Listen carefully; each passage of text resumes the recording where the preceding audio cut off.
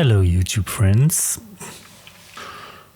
Recently, I bought this Novation Launchpad, and to test it out, I hooked it up to the Novation Peak and start jamming with a sound I made a few years ago, and without the influence of a computer. And I actually made a track just by one patch. It was based on like sample and hold running the filter and some stuff. Basically, this is the idea of the track.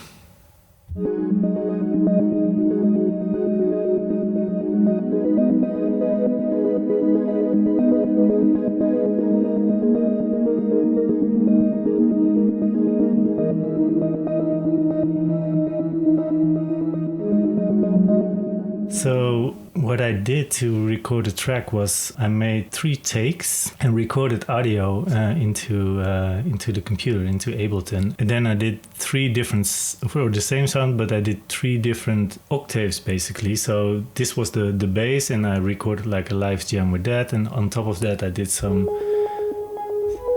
higher pitched version of the sound. And the third take was like a lower bass.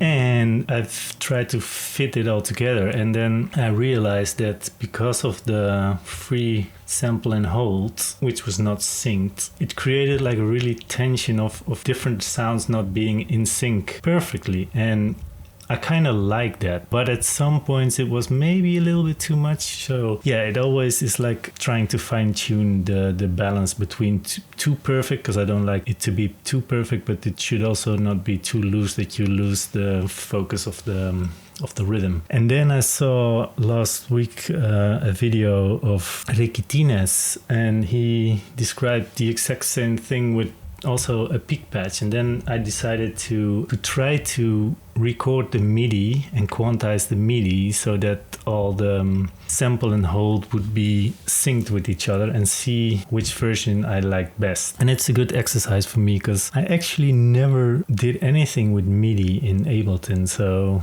yeah, let's see how that goes. So what I did was I duplicated the patch and I made it sync to 1/16th notes.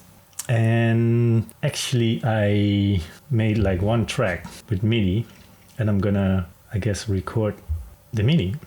And it's synced to the tempo. So if I do this,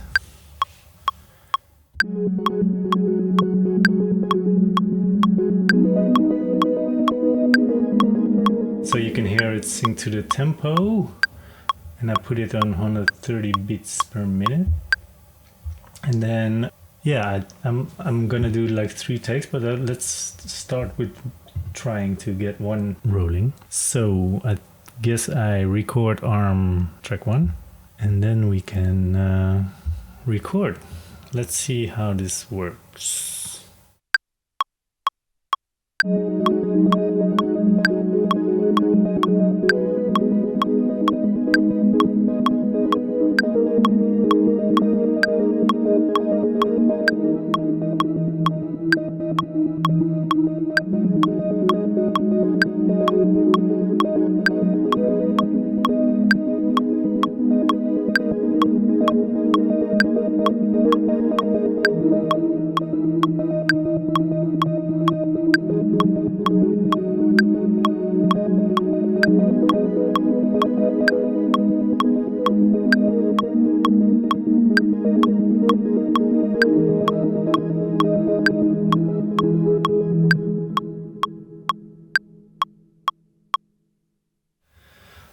Okay, I guess I record that, and let me see if I can play it back as well.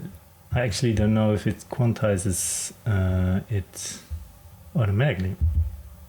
No, it's not quantized. How do I quantize? Edit. Quantize. Okay. Now it's quantized. Cool. So let us hear what this does.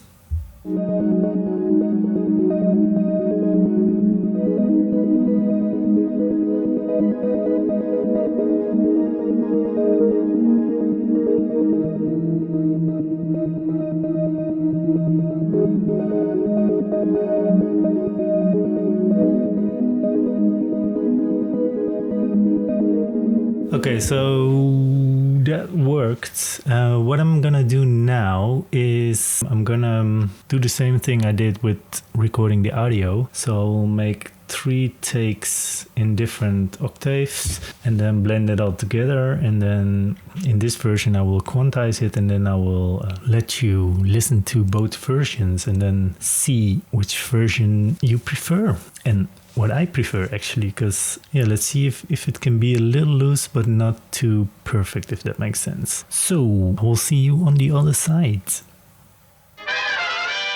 Okay, as you can see, I recorded a few MIDI tracks and it actually worked quite okay. I did stumble upon one thing that I always have when making music, is that this idea popped up a few weeks ago, and then in the vibe, in the moment, I recorded the audio, and then it was what I was feeling at that moment. And now when I try to recreate it, it loses some of its spontaneity, or how do you say it? Some of the flow of it. Yeah, the technique to record MIDI with these kinds of sounds, with these sample and hold type of sounds that sync to each other, is way better when you record it in MIDI. Because what I normally do, and what I did also with the audio version, is I create like a piece of 10-15 minutes, and then I chop every part of it and then edit it to a song with all the good parts, and the syncing was just not on par with the audio version. So if I would have done that in this type of way with the MIDI recorded, I could more easily chop it into a shorter song and retain all the synced sounds and still have the spontaneity of the recording in the moment. So I lost that a bit when I was recording this, so I didn't feel this jam that much. I will try to recreate the audio version in a MIDI version, but then it's going to be like more of a strict process of just seeing what's happening in the audio version and then trying to do that in the MIDI version, and then see if it's still really vibey, so to speak, or still has that soul. That's a beautiful word, huh? The soul of music. So I learned something. Next time when I want to record something like this, I want to do it in MIDI and not in audio. But at this moment, I still like the audio more. So what I'm gonna do now is I'm gonna record some audio, and then I will put it here in the video, and I'll put some beautiful imagery of Iceland in for you to watch, and then you can hear the difference in the 2 versions. And let me know which version you like more. And if you want to support me, please like and share this video and subscribe if you want to see more. I am planning to make a lot more videos this year and beyond.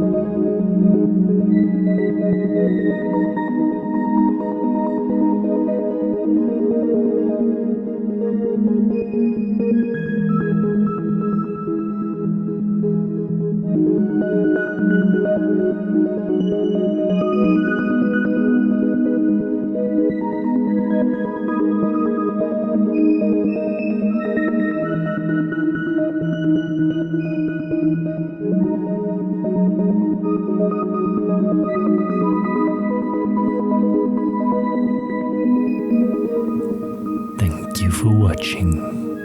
Peace.